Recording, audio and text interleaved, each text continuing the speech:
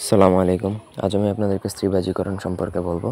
স্ত্রীবাজিকরণ হচ্ছে এমন একটা বিদ্যা যেটা এমন একটা টোটকা যেটা করলে আপনার স্ত্রীর সাথে আপনি টানা 40 মিনিট 50 মিনিট পর্যন্ত একটানা সহবাস করতে পারবেন। আপনার এক ফোঁটাও বীর্য বের হবে না। খুবই পাওয়ারফুল। আজ পর্যন্ত যারা ডাক্তার দেখাইতে কবিরাজি করতে করতে একদম মানে ক্লান্ত হয়ে গেছেন তাদের জন্য এটা একবার যদি প্রয়োগ করেন তাহলে আপনার স্ত্রী আপনাকে মহাপুরুষ ভাববে, এতটুকু নিশ্চিত থাকেন। আপনি যদি বয়স যদি আপনার 80 বছর হয় তখনও আপনি এটা প্রয়োগ করলে অ্যাকুরেট ফল পাবেন।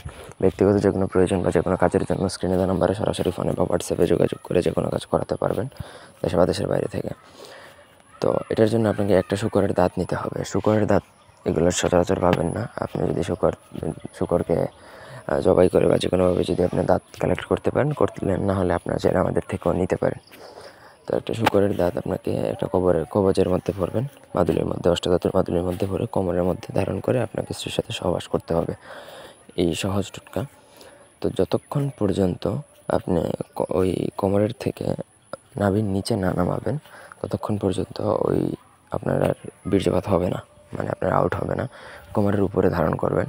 যখন আপনি আউট করতেছেন তখন জাস্ট খালি এই কায়তনটা বা যে মাদুরিটা আপনি পাচ্ছেন সেটা কোমরের নিচে নামাবেন, নাভির নিচে নামাবেন, সঙ্গে সঙ্গে আপনার মানে বীর্যপাত হবে।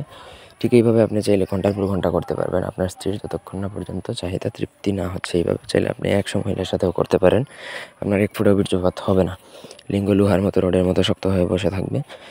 এটা আপনি যে কোনো সময় প্রয়োগ করতে পারেন, যে কারোর উপর প্রয়োগ করতে পারেন। ঠিক একইভাবে স্ত্রীরাও প্রয়োগ করতে পারে যদি তাদের সহবাসের ইচ্ছা না থাকে স্বামীর সাথে বা কারোর সাথে। আশা করি বুঝাইতে পারছি। এটা যদি আপনাদের আমাদের থেকে নিতে প্রয়োজন হয় নিতে পারেন। ধন্যবাদ সবাইকে।